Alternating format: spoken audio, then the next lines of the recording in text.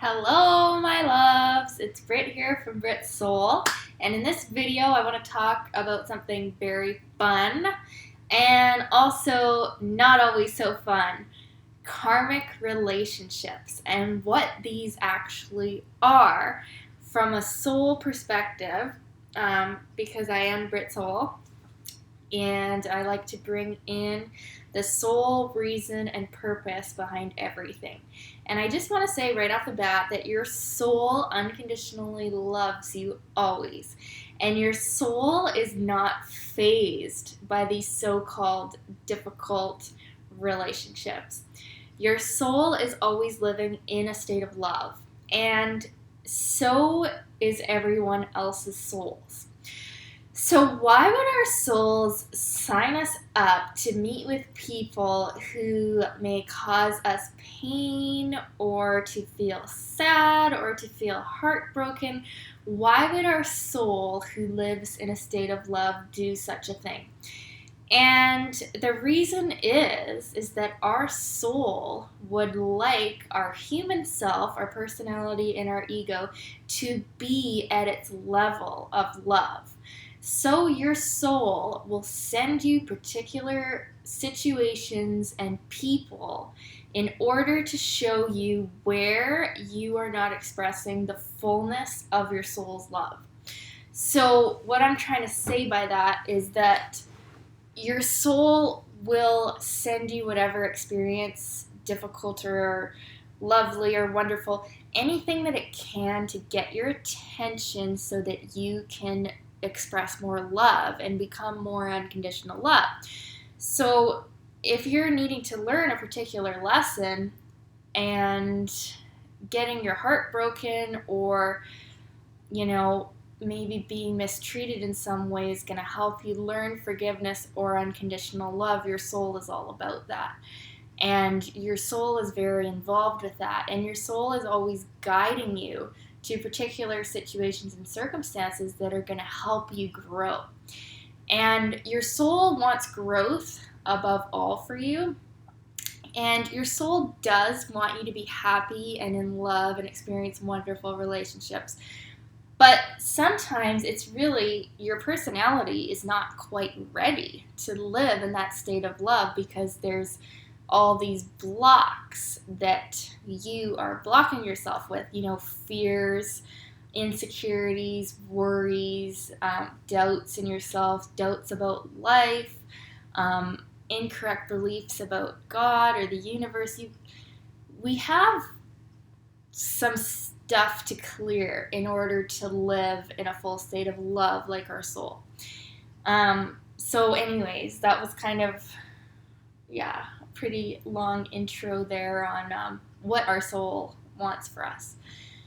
But karmic relationships is pretty much about any relationship that causes you to grow.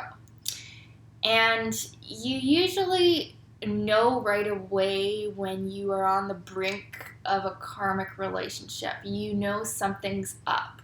Either you feel a strong sense of love right away, or you feel almost like a distrust or even like fear around a certain person, or an instant dislike.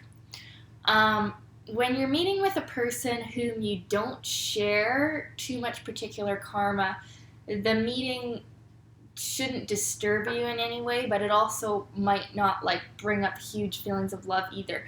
It's the people that cause you to feel the most, whether positive or negative, that are likely a karmic relationship.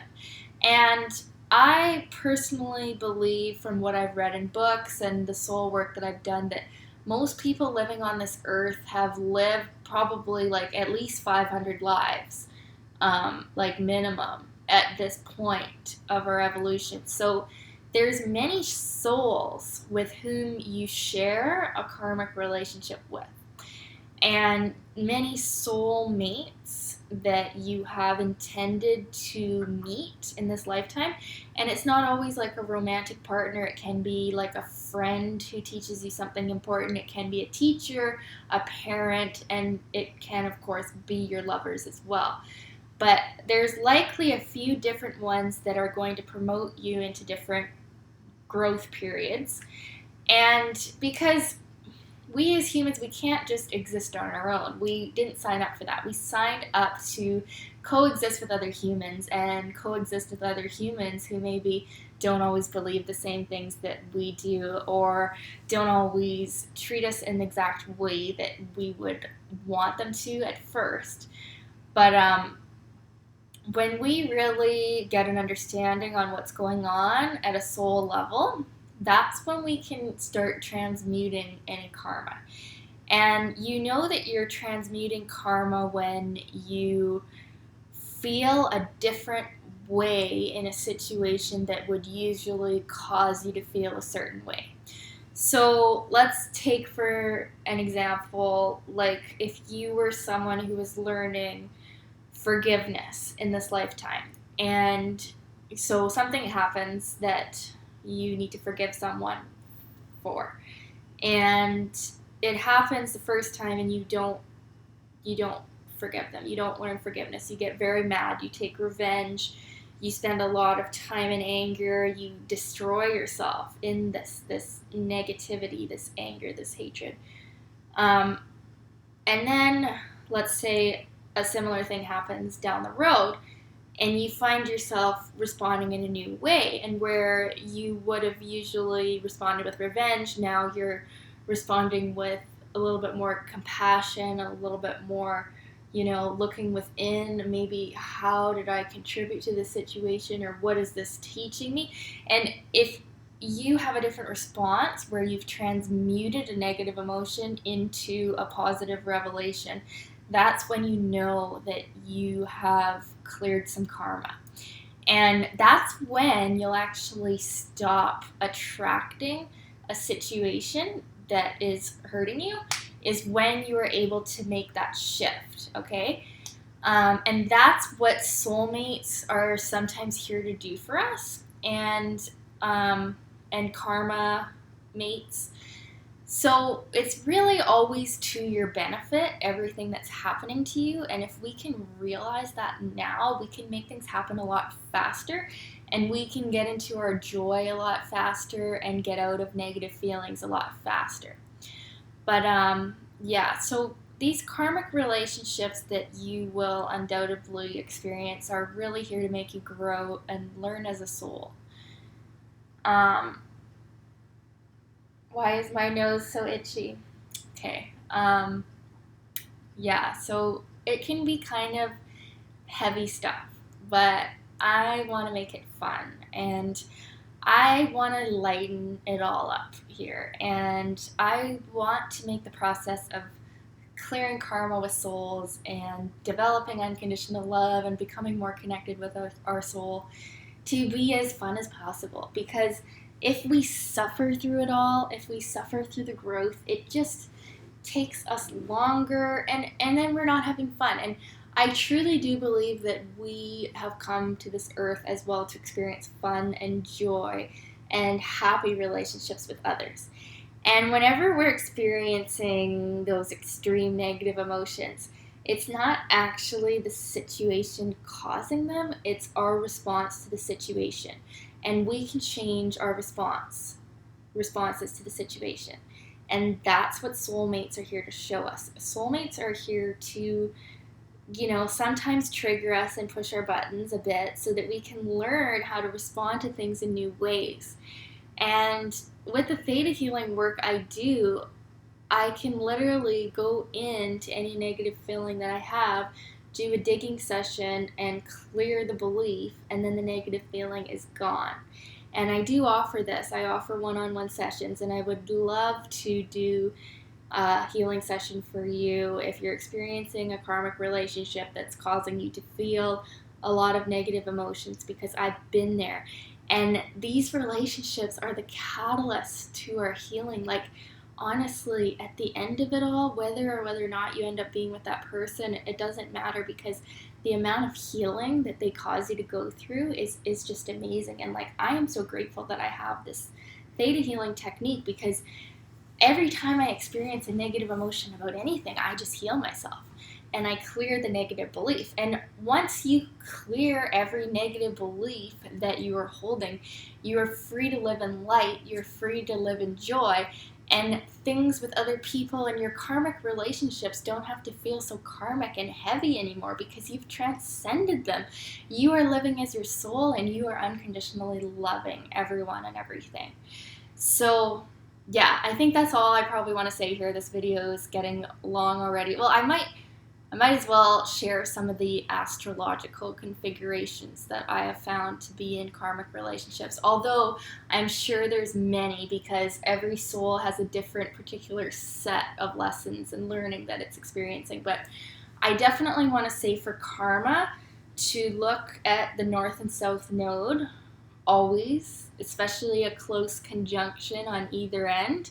The north node showing someone who's pulling you forward to your soul's path, likely a soulmate, likely a soul contract from the between life state, and possibly a past life. South node, almost always a past life. I do have a separate video on that. Pluto stuff, super heavy, super karmic, can create that sort of fear response, but ultimately brings you into your own power. So that's really awesome. Saturn is super heavy, super showing you the lessons that you're afraid to learn, but that you need to learn in this lifetime. So heavy Saturn contacts, 100% karma. I think also 12th house, a lot of karma there, because this really shows what is hidden from us. And when people are showing us what's in our unconscious mind, it can sometimes be pretty uncomfortable, but oh my God, do you heal, and do you thank them later once you have.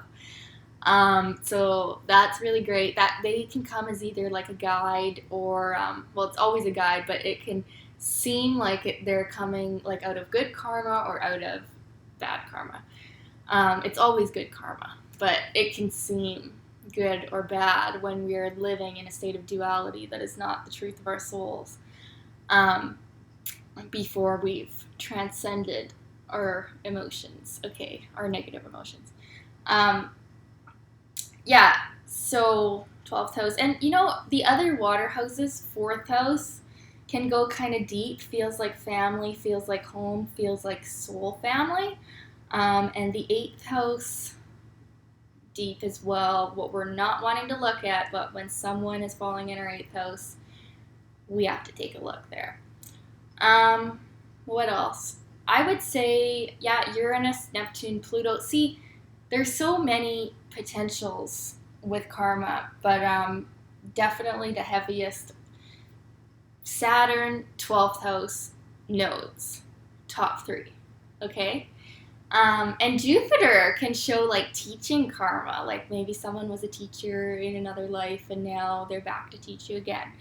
So anyways, that's just a little bit about karmic relationships, because I feel like this is a huge issue. And another way like you can know that you're in a karmic relationship is just acting out of the ordinary. Like when people act really weird out of the blue and it doesn't really make sense, this is probably some type of karmic relationship going on that is bringing up some sort of feeling that the person does not know how to deal with. Like it's bringing up some irrational fear or something. And whenever there's a relationship that's really causing some turmoil in someone and they don't really know what to do about it, it's likely they're working out some karmic issues. And I'm getting kind of good, I think, at like seeing the past life that has happened between people, like intuitively. So that's really fun too. Maybe I'll be offering something like a past life type relationship reading at some point. Not right now because I'm having too much fun with all the other stuff I'm doing. But anyways, if you're struggling with a karmic relationship and you're experiencing some negative feelings, I would love to help you. I can do an astrology chart, synastry chart, review on it, but also a healing session, because I feel like one without the other is not quite enough. So a combined thing would be really good. I should offer that. I am going to offer that. Okay. Thanks for watching, you guys. It is just my true desire to help you feel more positive in your relationships and accept the soul challenges with grace. and let go of the need to be right, and let go of the need to stay in an unforgiving place, because that is not the truth of who you are as a soul. Your soul is always in a state of love. Your soul is always in a state of forgiveness. Okay? And I know that can seem hard to believe, but it is absolute truth. Okay? And you don't have to believe me. I'm not here to convince anyone, and I don't want to argue. So if you're going to comment something about how you're a very unforgiving person and you're never going to do forgiveness, I'm not going to argue with you. I'm not here to argue with anybody. I'm just here to state what I know is as truth, in hopes to help someone alleviate some of the suffering that naturally comes with being a human who is not aligned with soul. Okay? I love you guys. Bye.